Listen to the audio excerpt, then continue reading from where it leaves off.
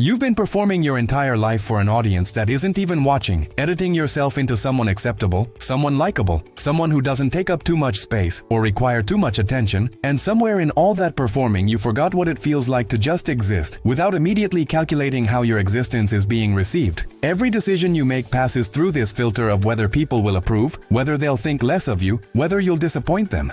And that constant external referencing has turned you into a person who knows exactly how everyone else feels, but has no idea what you actually want. You say yes when you mean no, you smile when you're uncomfortable, you apologize for existing. You shrink yourself to fit into spaces that were never designed to hold you, and all of it is exhausting in a way that nobody who doesn't live like this could possibly understand. The version of you that people see isn't even real. It's a carefully constructed performance designed to minimize conflict and maximize approval. And you've been running this performance for so long that you can't remember if there's anything underneath it, or if you've completely disappeared into the character you created to survive. You're terrified that if you stop pleasing everyone, they'll abandon you, reject you, confirm your deepest fear that you're only valuable when you're useful, only lovable when you're agreeable, only worthy when you're meeting everyone's needs except your own. But here's what actually happens when you stop trying to please everyone.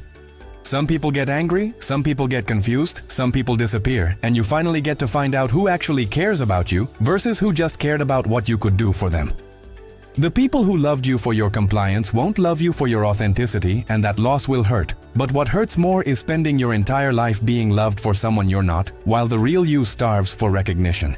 You've trained people to expect your constant availability, your endless patience, your willingness to sacrifice your own needs for theirs. And now, when you try to establish boundaries, they act like you're betraying them, when really you're just stopping the betrayal of yourself. The guilt you feel when you prioritize yourself isn't proof that you're being selfish. It's proof that you've been conditioned to believe that your needs are less important than everyone else's, that taking care of yourself is somehow taking something away from others. You're not responsible for managing everyone's emotions, for preventing their disappointment, for making sure they're never uncomfortable with your choices. But you've been carrying that responsibility anyway because somewhere along the way, you learned that love is conditional, and the condition is that you make yourself small enough to never be a burden. Every time you say no, every time you choose yourself, every time you disappoint someone who expected you to sacrifice yourself for them, you're rewriting that conditioning. You're proving to yourself that you can survive other people's disapproval, that their anger or disappointment won't actually kill you, even though your nervous system is screaming like it will. The freedom you're looking for isn't in getting everyone to like you. It's in being okay with the fact that some people won't. It's in building a life that feels true to you, even if it looks strange to everyone else. It's in discovering that you're still whole, even when you're not making everyone else comfortable. You've been so focused on being easy, being pleasant, being low maintenance that you've become invisible. And people have gotten comfortable with your invisibility, with your willingness to accommodate, with your refusal to ask for anything in return. But you're not here to be easy, you're here to be real. And real is messy and complicated, and sometimes disappointing to people who preferred the sanitized version. When you stop trying to please everyone, the people who were using you will leave, the people who were projecting onto you will get angry. The people who needed you to stay small so they could feel big will try to guilt you back into your old patterns. Let them leave, let them be angry, let them try. Because on the other side of that discomfort is a version of your life where the relationships you have are based on who you actually are instead of who you pretended to be to earn their approval. You're going to lose people, and that's not a bug, it's a feature. Because the people you lose by being yourself were never really with you in the first place. They were with the performance, and keeping the performance going was killing you slowly. The real people, the ones worth keeping, will adjust, will respect your boundaries, will love you more for being honest than they ever loved you for being agreeable. You've been waiting for permission to stop performing, waiting for someone to tell you it's okay to prioritize yourself, waiting for conditions to be perfect before you finally choose yourself. But that permission isn't coming from outside. It has to come from you, and it has to come now, before you've wasted your entire life being someone else's idea of who you should be. Start small. Start with one thing you've been agreeing to that you actually hate doing, and stop doing it, not with a long explanation or justification. Just stop, and watch what happens. Watch who gets upset, watch who respects it, watch how much energy you get back when you're not constantly betraying yourself to keep other people comfortable.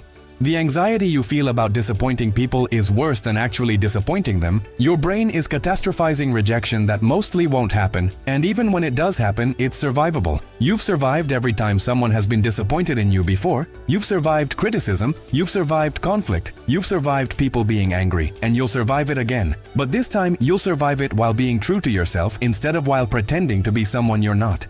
Stop editing your words. Stop softening your opinions. Stop making yourself smaller. Stop apologizing for having needs. Stop performing gratitude for treatment that doesn't deserve gratitude. Stop accepting crumbs and calling it a feast. The people who matter will handle it, and the people who don't handle it don't matter, no matter how much history you have with them, no matter how much you've invested in keeping them comfortable.